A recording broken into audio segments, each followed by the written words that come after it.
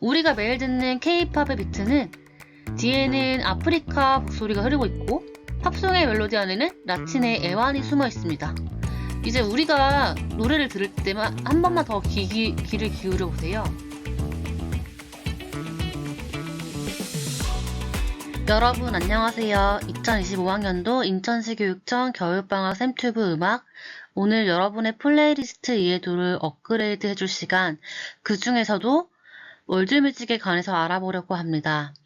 이전 시간에 우리는 재즈, 블루스, R&B, 소울 등 서양 대중음악의 다양한 장르와 한국 대중음악의 흐름까지 알아봤었는데요.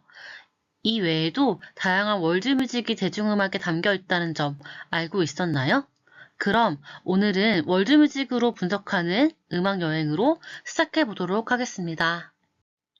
여러분이 평소 듣고 있는 음악들의 힙하고 신나는 리듬들 속에는 지구 반대편의 음악 DNA가 숨어 있습니다. 오늘은 그 비트 뒤에 숨은 진짜 이야기를 파헤쳐서 리듬의 기원을 찾아볼 거예요. 먼저 오늘의 주제인 월드뮤직이라는 용어부터 짚고 넘어갈게요. 사실 이건 1987년에 작은 음반사들이 비서구권 음악을 팔려고 만든 마케팅 용어예요. 비서구 민속음악에 뿌리를 둔 서양 대중음악 스타일의 음악을 뜻하죠. 한마디로 음악적 글로벌 콜라보의 결정체라고 할 수 있습니다. 이런 월드뮤직은 크게는 아메리카, 그리고 아프리카, 유럽 대륙의 갈래로 살펴볼 수 있는데요. 우리는 그 중에서도 북아메리카의 멕시코에서 남아메리카의 칠레에 있는 지역과 카리브 해상의 서인도 제도를 포함한 라틴 아메리카를 중심으로 월드 뮤직의 장르를 알아보고자 해요. 이곳의 음악이 어떻게 월드 뮤직의 한 갈래를 탄생시켰을까요? 그 이유는 바로 융합에 있습니다. 유럽에서 건너온 세련된 선율과 아프리카에서 건너온 폭발적인 리듬이 라틴 아메리카의 토속 음악과 만난 것이죠. 이 융합적 산물들이 오늘날 우리가 듣는 팝 음악의 강력한 엔진 역할을 하고 있는데요. 이렇게 음악이 섞인 이유는 역사와 연결되어 있어요. 유럽의 식민 지배로 스페인과 포르투갈의 문화가 유입되었고 사탕수수 농장 등에 동원된 아프리카 노예들의 강렬한 리듬이 이 땅에 뿌리 내렸기 때문이죠. 슬픈 역사였지만 그 안에서 서로 다른 문화가 부딪히고 섞이면서 고유하고 화려한 음악 문화가 탄생되게 된 겁니다. 자, 이제 그럼 구체적인 장르로 들어가 볼게요. 먼저 자메이카의 레게입니다. 레게는 어느 날 갑자기 툭 튀어나온 게 아니에요. 멘토와 스카와 같은 초기 형태를 거쳐서 당시 자메이카의 사회적, 정치적 상황을 반영하며 지금의 모습으로 진화해 왔습니다. 사진은 레게의 아이콘인 밥 말리입니다. 레게의 시작은 멘토라는 장르예요. 자메이카 전통 민속음악인데 보시다시피 딴딴딴딴딴딴 칼립소 사운드를 모방하면서 시작이 됐죠. 벤조나 봉고 같은 악기를 연주하는데 이때부터 이미 사회 비판적인 가사들을 담으며 자메이카 사람들의 애환을 표현하기도 했습니다. 그러다 1940년대쯤 스카라는 장르가 등장합니다. 당시 자메이카에 있던 미군들이 가져온 리듬앤블루스의 영향을 받았는데요. 스카는 기본적으로 춤을 추기 위한 음악이었어요. 색소폰과 같은 금관악기 소리가 시원하게 터지는 것이 특징입니다. 그렇게 멘토와 스카를 거쳐 진화된 게 레게라는 장르입니다. 레게의 핵심은 약박에 힘을 주는 거예요.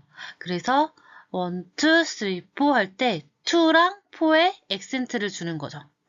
이 느긋한 바이브가 지금 우리가 듣는 트로피컬 하우스나 힙합 비트의 직접적인 뿌리가 됐다는 점입니다. 그리고 베이스 드럼의 킥이 세 번째 박에 등장하는 경우가 많고 사회적 비판과 정치적 의지를 담은 가사가 특징적입니다.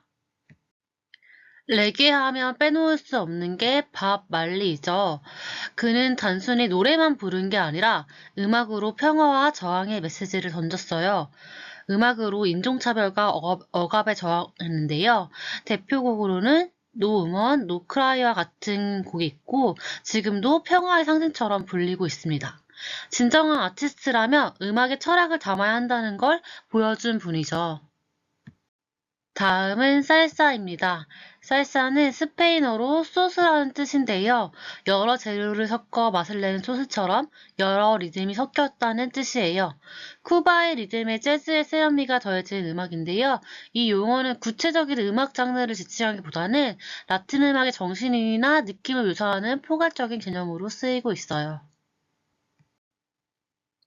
살사는 순, 룸바와 mam보, 그리고 클라베의 영향을 받아서 탄생했는데요. 소는 살사의 할아버지 격으로 살사의 뿌리가 됩니다. 아프리카의 둠칫둠칫한 탄력, 스페인의 우아한 멜로디가 만난 음악인데요. 이게 나중에 미국 재즈한테까지 영향을 줄 정도로 엄청난 힙의 상징이 됩니다. 이렇게 소를 비롯한 쿠바 음악들이 뉴욕으로 유학을 가게 됩니다. 거기서 재즈를 만나면서 룸바가 재즈 룸바, 스윙 룸바 같은 세련된 스타일로 변신을 하게 돼요. 그러다 mam보라는 장르가 전 세계를 휩쓸면서 대박이 나게 됩니다. 또 그러다 mam보의 인기가 살짝 식을 때쯤 더 화끈한 게 없어 하고 등장한 게 바로 오늘의 주인공 살사입니다. 그리고 살사 리듬에 영향을 준 게 클라베인데요. 2박 3박의 조합이냐, 3박 2박의 조합이냐의 형태로 구분이 되게 됩니다.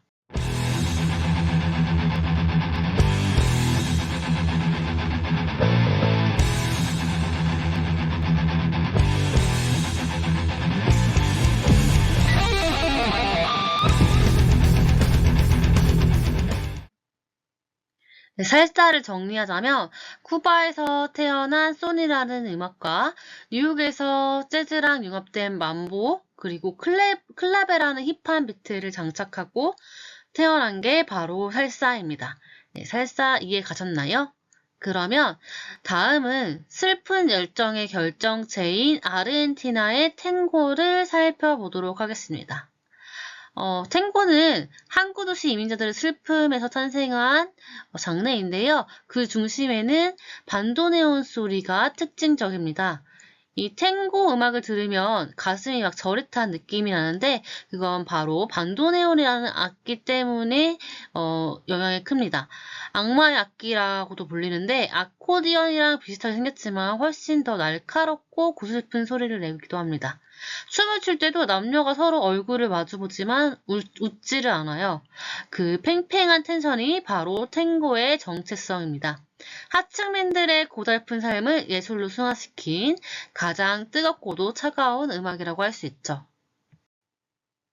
19세기 말에서 20세기 초에 아르헨티나의 항구 도시인 부에노스아이레스의 아주 좁고 어두운 골목에서 시작된 게 탱고입니다.